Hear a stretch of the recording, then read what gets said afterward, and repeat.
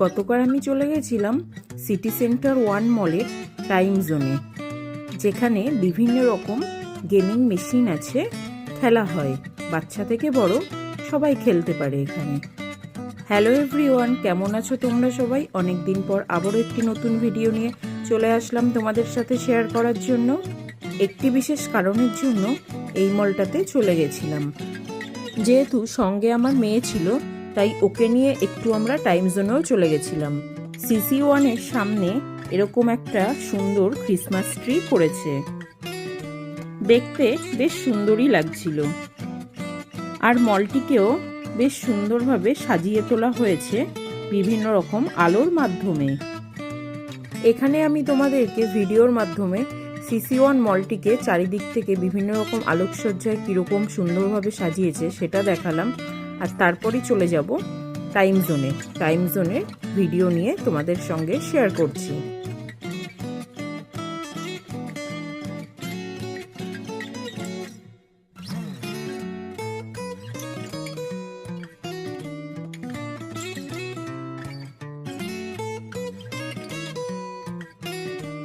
এখন আমরা চলে যাচ্ছি টাইম জোনের ভেতর।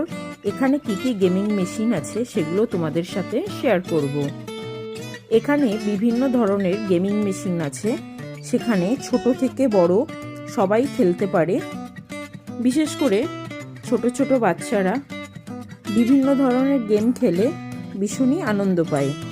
এখানে বিভিন্ন ধরনের ভিডিও গেম আছে, সফট টয়েজের গেম আছে, ক্যাডবেরি লজেস এগুলো দিয়ে গেম আছে, বিভিন্ন কি রিং দিয়ে গেম সাজানো আছে।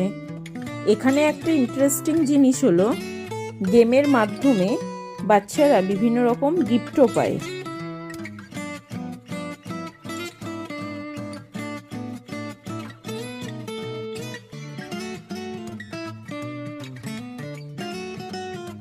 এখানে যেমন দেখো বিভিন্ন রকম সফট টয়েস সাজানো আছে। তুমি যদি সফট টয়েসটি মেশিনটির মাধ্যমে তুলতে পারো তাহলে তোমার হয়ে যাবে। CC1 মলের এই টাইম জোনে আমি আমার মেয়েকে নিয়ে ফার্স্ট টাইম গেলাম। ও কিছু কিছু গেম খেলে বেশ আনন্দ পেয়েছে। এই গেমিং জোনটি খুব সুন্দরভাবে সাজানো, আর গেমিং জোনের ম্যানেজার থেকে শুরু করে স্টাফরা সবাই খুব হেল্পফুলও।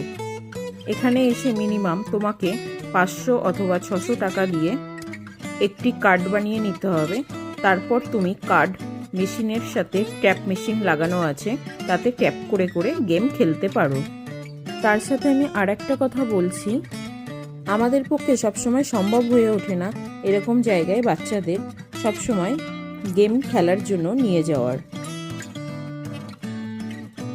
যেহেতু আমি বিশেষ কারণের জন্য এই মলটিতে চলে গেছিলাম আর সেখান থেকে টাইম জোনে ঢুকেছিলাম, তাই ছোট্ট একটা ভিডিও বানিয়ে আমি তোমাদের সাথে শেয়ার করলাম। এই গেমিং জোনটি আমার কাছে বেশ ইন্টারেস্টিং লেগেছিল। মাঝে মাঝে দু একবার চলে যাওয়াই যায় বাচ্চাদেরকে নিয়ে। শহরের দিকে যারা বাস করেন তারা বাচ্চাদেরকে নিয়ে এই সমস্যাটা বুঝবে, যে ওদেরকে তো সবসময় ঘরেই থাকতে হয়, বাইরে বেরোনোর সেরকম কোনো স্কোপ থাকে না স্কুল ছাড়া। তাই মাঝে মাঝে আমরা যদি একটু ওদেরকে এরকমভাবে আনন্দ দিতে পারি তাহলে ওদেরও নিশ্চয়ই ভালো লাগবে। যদিও আমাদের মতো মধ্যবিত্ত ফ্যামিলির কাছে এই খরচটা একটু এক্সপেন্সিভ বলেই মনে হয়, তাও বাচ্চাদেরকে আনন্দ দেওয়ার জন্য মাঝে মাঝে একটু খরচা করা মনে হয় ওদের জন্য ভালো। আশা করি ভিডিওটা তোমরা সবাই দেখবে আর দেখে জানিও কেমন লাগলো। আর তার সাথে বাচ্চাদেরকে নিয়ে আমি কিছু কথাও শেয়ার করলাম। ভালো লাগলে অবশ্যই ভিডিওটিতে একটি লাইক আর চ্যানেলটিতে সাবস্ক্রাইব করে দিও। সবাই খুব ভালো থেকো। আর যেহেতু 2025 সালে আগামীকাল দিনটিই বাকি আছে, পরশুদিন অর্থাৎ বৃহস্পতিবার 2026, তোমাদেরকে সবাইকে জানাই হ্যাপি নিউ ইয়ার 2026। সবাই খুব ভালো থেকো আর নতুন বছরটা সবাই আনন্দে থেকো, ভালোভাবে কাটিও এই কামনাই করি। ধন্যবাদ সবাইকে ভিডিওটি দেখার জন্য।